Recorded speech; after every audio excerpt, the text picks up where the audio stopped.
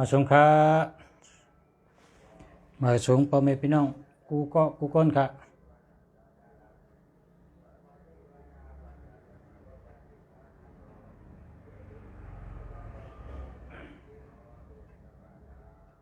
มาสงค่ะมาสงพ่อแม่พี่น้อง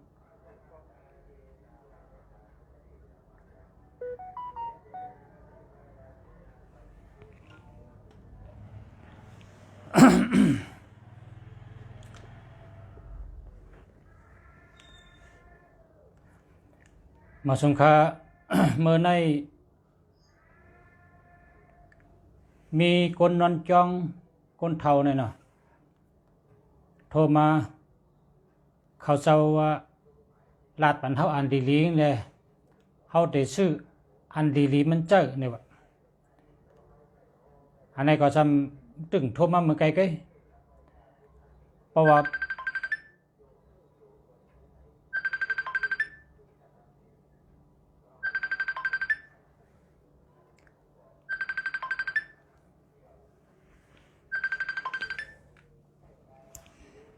ไรนาย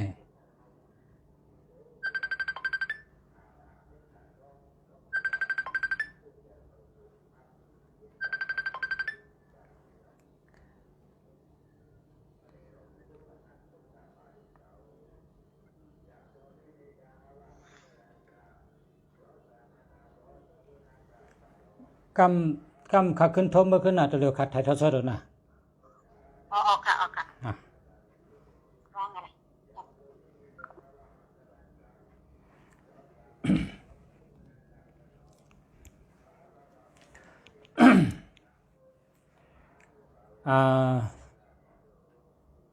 มีคนเฒ่านอนจอง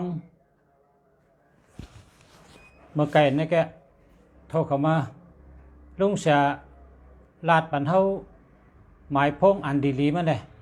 เฮาได้ก็ซื้ออันดีมาเจอเฮาได้เป็นคนเฒ่านอนจองการก็เฮ็ดเฮาคาไลหมายพงดีลีอยู่ลีกินหวานตูเกี่ยวใจเกี่ยวกันนั้นก็ป้อลุงเสียเนี่ยว่ากันในเปิ้นเป็นคนเฒ่านอนจองเปิ้นก็มีศีล8เนาะศีล8ศีล10เพราะเป็นนายขาวในศีล10เพราะเป็นนอนจองธรรมดาก็ศีล8เนาะ ก็เพราะฉะนั้นเปิ้นเป็นคนมีศีลมีธรรมย้อนมาพอคำปันก็เต็มไปตาวุนไปป้นเมื่อในขัดมาปันหมายพงอันดีมันขัดเต็มบรรดา2 จุ่มเพราะว่าหมายพงดีในอาจงเด็ปันลองตัวแคมสะเจอแคมสะตัวเกี่ยวเจอเกี่ยวตัวเจอกัดเย็นที่อยู่ที่เศร้ากัดเย็นอยู่ที่ไหนก็กัดเย็นนะหมายพงอันปันมันนั่นเป็นหมายพงเกี่ยวตัวเกี่ยวเจอเกี่ยวมีดังเกี่ยวมีดังซื้อสุกซักสังนั่นกะสุกซักสังมีดังเกี่ยวเจอซื้อเจอตัวเกี่ยวเจอเกี่ยวว่าจังไหนเลยนะว่าหมายพงตัวเกี่ยวเจอเกี่ยวนี่ครับ2 4 5 6 2 4 5 6 2 4 5 6อันนี้เป็นหมายพงคนนั้นเคยมีตั้งตัวเกี่ยวเจอเกี่ยวเตรียมทนเนาะ2บอกว่านางยิง2บอกว่าเม2บอกว่ากัดเย็นอ่อนเอกำใน4ลองหมออุบหมอลัด2442ในตัวเย็นเงี้ยเจอเย็นเงี้ยชอบเย็นเงี้ยเพราะว่ามี2442เพราะไหนแต่ตัวเย็นเงี้ยเจอเย็นเงี้ยชอบเย็นเงี้ย ลองเย็นเย่สามเปิงในเตรียมทนกำในสองตั้งสี่ป้องกันเป็นหกก็พบเผามีสองสี่ก็เป็นคนมีเงินหกในปังว่าเงินตัวหกในปังว่าเงินเนี่ยอาทิตย์เปมันสองสี่ปังว่าเงินปังว่าดีหักปังว่าเมตตาดีหมออุบหมอลัดตัวเย็นเย่เจอเย็นเย่ชอบเย็นเย่กำในซ้ำแทงสี่ห้าห้าสี่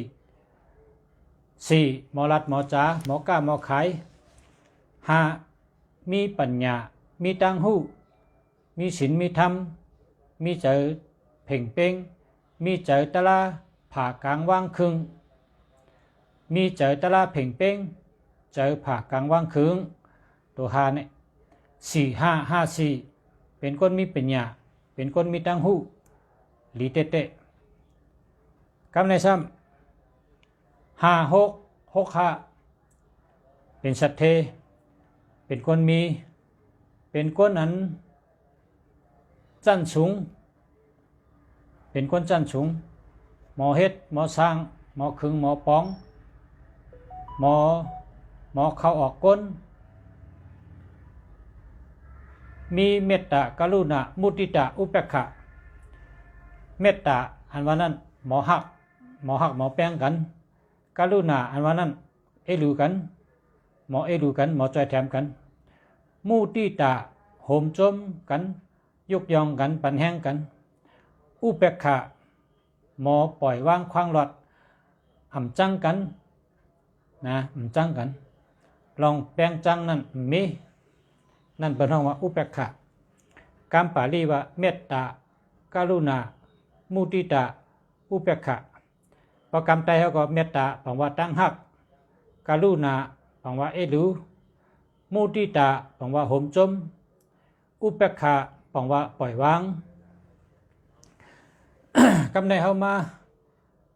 ด้วยตุนนับป้องกันทั้งหมดก็จะมีสองสี่ห้าหกสองสี่ห้าหกเพราะว่าพ่อแม่พี่น้องเขามีตัวนับสองสี่ห้าหก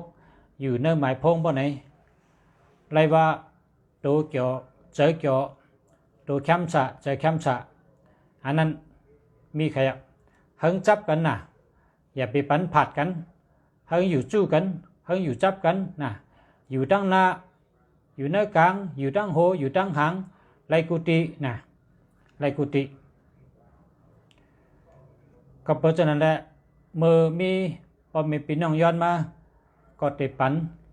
ใครอันดีๆมาเนอลุงเสียเขาเด็กก็ซื้อมาเจออันดีๆมาเนอเพราะใครไรก็ซื้อมีอันดีๆดีเต้ๆตัวแคมสาใจแคมสาเต้ๆครับสองสี่ห้าหก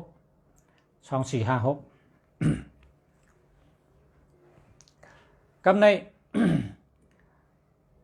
สามตัวตั้งปลายใช่ไหมนะสามตัวตั้งปลายสามตัวตั้งปลายในซ้ำโลมีโลอะไรมีสี่ห้าหกนะสามตัวตั้งปลายเฮมีสี่ห้าหกสามตัวตั้งปลายในลำลองหรือเปิ้นเป็นอันลำลองหรือเปิ้นก็เพราะฉะนั้นแหละสามตัวตั้งปลายมันเนี่ยให้เป็นสี่ห้าหกนะเพราะเป็นสี่ห้าหกในก็เลยว่ามีตัวแคมสะใจแคมสะเลยว่ามีตัวเกี่ยวใจเกี่ยวยาวขยับ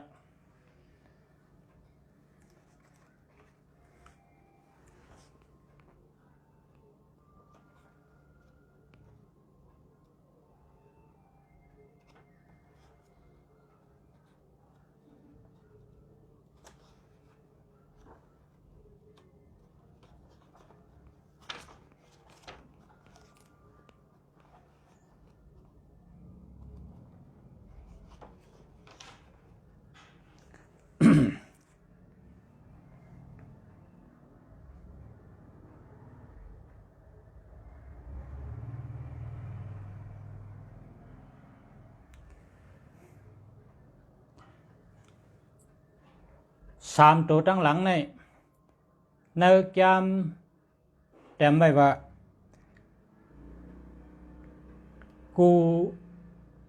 กูตั้งหลังสุดนี่อันเป็นกูนี่นะกูตั้งหลังสุดนี่เป็นศพนะเป็นศพก้นเฮาเป็นที่ลิ้นที่ศพเนี่ยพอเป็นเฮิรนก็เป็นพักตูหลวงมันพอเป็นก้นก็เป็นศพในคำเดียวก็เพราะฉะนั้นแหละ2ตัวตั้งหลังก็ลำลองก็ในเฮามาใส่เป็น3ตัวตั้งหลังนี่ให้เป็น4 5 6ก็เป็น4 5 6ปะไหน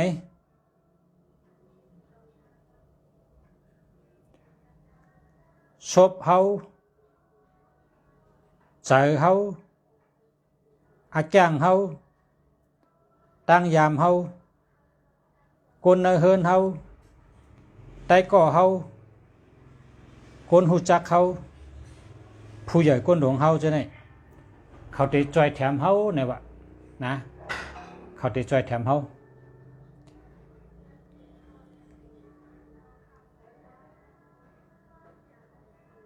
เพราะว่าหา4 5 6อำไรก็นะเพราะว่าหา4 5 6อำไรหา6 2 4 5ในก็ไร6 2 4 5ในก็ไรนะ6 2 4 5เฮ็ดในก็ไรเพราะว่าพอเด็กก็หา4 5 6นี่หาหยับนะในก็เฮิงไร6 2 4 5เฮ็ดในก็ไรในก็เป็น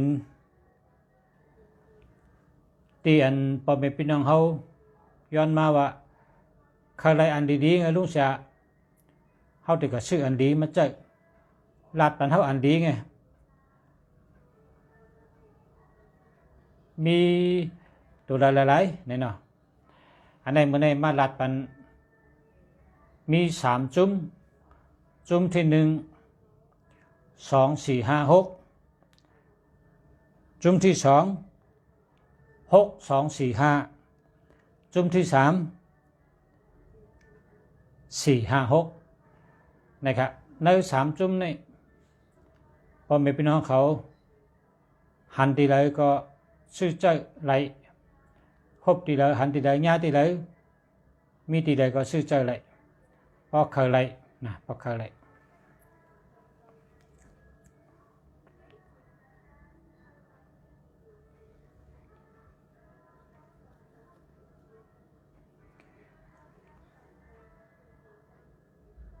เพราะว่าเธอเคยมีตัวเกี่ยวเจอเกี่ยวในก็อันนี้เป็นตัวนับเจอเป็นหมายพงค่ะนะตัวนับเจอเป็นหมายพงตัวเกี่ยวเจอเกี่ยวตัวแคมชาเจอแคมชามี3จุ่มนะครับมันในติปัน3จุ่มนะ2 4 5 6ในจุ่ม1 6 2 4 5อันในจุ่ม1 4 5 6อันในทางจุ่ม1ตั้งกบามามี3จุ่มเนี่ยมันก็ดีกูอันนะดีกูอันมันก็ดีมันเป็นอันดีนะมันเป็นอันดีเพราะว่าเคยไรอันหมายพงดีๆมันสุกซักนะตั้งวนนำก็มีตั้งสุขใจก็มีลองไม่ใจก็มีก็หมายพงก็ใจอันใดครับใจ2 4 5 6อันนั้นก็ใจ6 2 4 5อันนั้นก็ใจ4 5 6นะใจจะไหนก็พอแม่พี่น้องเขาก็มีตัวเกี่ยวใจเกี่ยวตัวแคมชาใจแคมชายาวค่ะ ก็เข้ากันทั้งเนาะไม่ได้รัดอันที่คนนอนจ้องเขาย้อนมาใครหมายพงดีๆเลยลุงชาเขาแต่ก็ซื้อใจเนี่ยมันอย่างนายขาวจะเนี่ยอยู่หลายๆเหตุการณ์ทั้งนายขาวนั่นก็คนนอนจ้องจะเนี่ยเขาโหลสังเขาจะเนี่ยเขาโหลอะไรเฮ็ดตั้งดีเขามีปารามีโตตอนนะเขาป้นตั้งทุกขะเขาป้นลองเดือดไม่ก็เพื่อเขา ในโลกาในคำโลสังเงินก็คำโลคำก็คำโลตั้งกินก็คำโลเงินก็คำโลคำก็คำโลตั้งกินคำโลตั้งกินมีหังก็เขากินนั่นแกอีหังมีซื้อนาเขาก็กินนั่นแกช่างว่ามีเขาก็หากินลองนุ่งลองไว้อันไรเปิ้นรู้จะให้เขาก็ห่มจังนั้นเพราะเปิ้นรู้เขาก็เก็บเอาอันที่ไรนั่นให้ห่มเปิ้นจุนนั่นน่ะเปิ้นจุนแปดโลภะโทสะโมหะ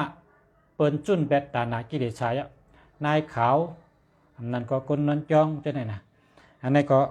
เมื่อไหร่เขาย้อนมาน่ะคนนอนจองย้อนมาเขาลัดว่าเฮานอนจองเอาลุงเสือเฮาเนี่ยอยู่ที่จองนอนจองถือศีล8อ่ะนะกำศีล8อ่ะนะกำไตว่ากำศีล8อ่ะนะโลหะโลมีตัวเกี่ยวใจเกี่ยวกันก็กับพงได้สำรูเพราะว่าโลอุบลูกหลานโลโทรหาลูกหลานอันนั้นก็ลูกหลานจะถึงลูกหลานที่มาหาลูกหลานที่มาเจอในซ้ำพงได้สำรูใครหมายพงดีเฮามีตัวแคมจ่าใจแคมจ่ากันนั่นก็เนี่ยว่าอันนี้ก็ได้ลูต้านปานเอาค่ะเนาะย้อนชูเฮาปอสินเมสินเขานายขาวเขาเฮาอยู่ดีกินหวานเหตุการณ์ขึ้นใหญ่มาชุงการวิปัสสนาปริยัติปฏิเวทะเหตุการณ์การสมถะวิปัสสนาเฮาขึ้นใหญ่มาชุงเฮาไลตะลามักตะลาผุตะลาอันว่านั้นเฮาไลขันไว้จำหนังตั้งหลบมีนั่นนะย่อก็คนที่เป็นนายขาวเป็นคนนอนจองก็เอาเจ้าไรครับคนธรรมดาเหมือนจังเฮาคาได้ก็เอาเจ้าไรนะคนธรรมดาคนโยโย่ก็เอาเจ้าไรลูกอ่อนคนลงเอาเจ้าไรก็เลยเอาเจ้าก็ไรครับมันเป็นหมายพ้องหลีนะมันเป็นหมายพ้องหลีมันหลีนะมันเป็นรองอันหลีตัวแคมฉะใจแคมฉะมันมีตั้งไม่สังนะอันนี้ก็พอเผยหลูลองกัดเย็นลองตัวใจกัดเย็นเนี่ยหลูจะในแก้วเนี่ยก็ชื่อหมายพ้องจะในใจครับ2456 และ456นะนี่ก็วัชนะชูเจ้าป้าฉะนั้นก็ยินโจมจำกันเนาะข้าก็มาหลู่บรรชูเจ้าก็ย้อนชูเฮาผู้ทำเงินทั้งหลายกูก็กูเจ้าย้อนเฮาชูเจ้าเฮาอะไรขึ้นใหญ่มาสูงอะไรอยู่ดีกินหวานอยู่ดีมีเงินห่างดีกึกปืนกูก็กูเจ้าเสียกรรมค่ะมาสูงค่ะ